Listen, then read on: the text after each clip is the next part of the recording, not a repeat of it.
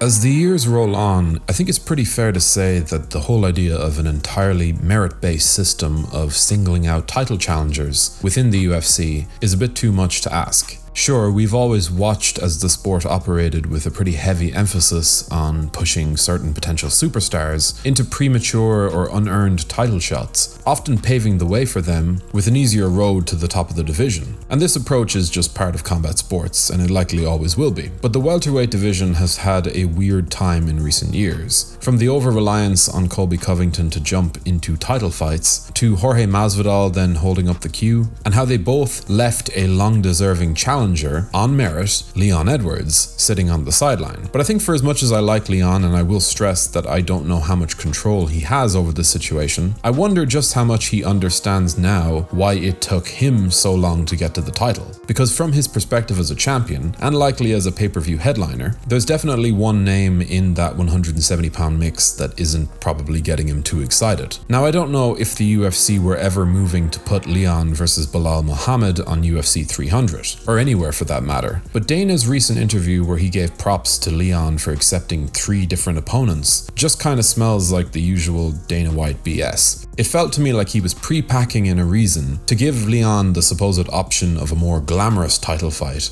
against someone with a bigger name like Hamza Chimay, or in other words, someone who would once again push Belal out of the way. Now let's talk about Belal for a moment. I remember being pretty high on him when he first came onto the scene, and I remember watching him getting knocked out by Vicente Luque and feeling as though it was a big hit to his momentum, but that was 7 years ago. In the time since, Muhammad has gone 13-1 with a single no contest as well, due to him getting poked in the eye by the champion Edwards. So for all intents and purposes, that's a 13-1 record over the course of about 6 or 7 years of action, and he's riding a 10-fight unbeaten streak, with his last 5 wins coming against 3 former title challengers in Demian Maia, Stephen Thompson and Gilbert Burns, who were pretty old but still good wins, while he also got a finish over Sean Brady and avenged his prior loss to Vicente Luque. So what's the issue? Well, there's nothing Hollywood or show businessy about Belal. His fighting style is not one that's going to produce many finishes, meaning that he doesn't have a great highlight reel, and though he is technically good on the mic in terms of his role on the broadcast team for the promotion, I wouldn't say he's a magnetic figure, let's put it like that. There hasn't been a Belal Muhammad post-fight speech that inspires the same type of interest that his more charismatic contemporaries are able to muster effortlessly. But this is where my question stems from. Have we moved so far from a truly fair and merit-based system that the UFC are going to push Belal aside once again and have him improve to 14-1 or even 15-1 before giving him a shot at the belt? On a quick side note, if you're enjoying this content, be sure to let us know in the comment section below, subscribe if you haven't already, and hit the like button if the mood strikes. Anyway, back to the video. If Hamza Chimay is being pegged and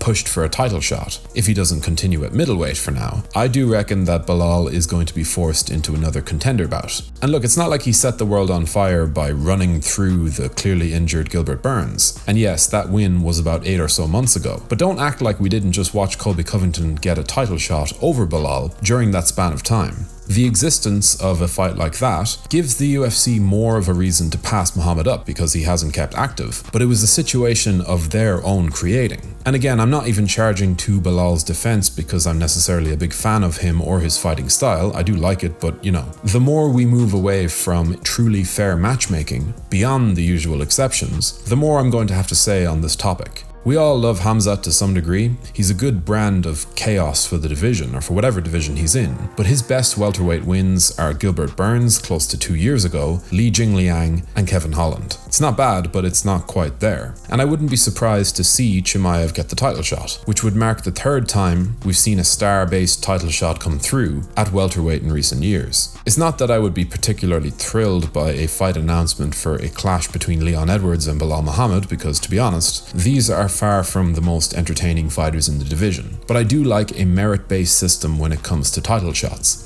On a related note, in boxing, the existence of tune-up fights is great. Not saying this is a tune-up fight, but hear me out. It allows fighters to build their brand and their momentum, and to ensure that they fight at their best when the big fights come. We just saw how a reckless approach to career planning has potentially ruined Alexander Volkanovski's future, and he did that in the space of just 4 short months. Well, that would never happen in boxing. Say what you want about the many faults of the matchmaking in that sport, but someone like Belal would have been a mandatory contender by now. And for as much as he could be a very tricky matchup for the champion, it's not actually about the matchup or the stylistic pairing or how it might sell. I just wonder what it will take for Muhammad to finally get the opportunity to put pen to paper on this deal. The Colby fight was a pretty awful matchup, and looking down the list of contenders, I'm not exactly sure where the next one's going to come from. There is an obvious answer, and I do think that if you base your pick purely on who deserves it, Belal is the number one. Now, if this was a more stacked title picture with several viable claims, you could argue that Muhammad would need another win. But going up the rankings from number 7 or 8,